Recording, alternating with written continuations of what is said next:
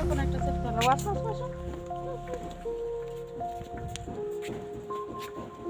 জুতো বাইনি তো আমি কি সুন্দর গাড়ি বাবা উঠো উঠিছো কোনোদিন এই গাড়িতে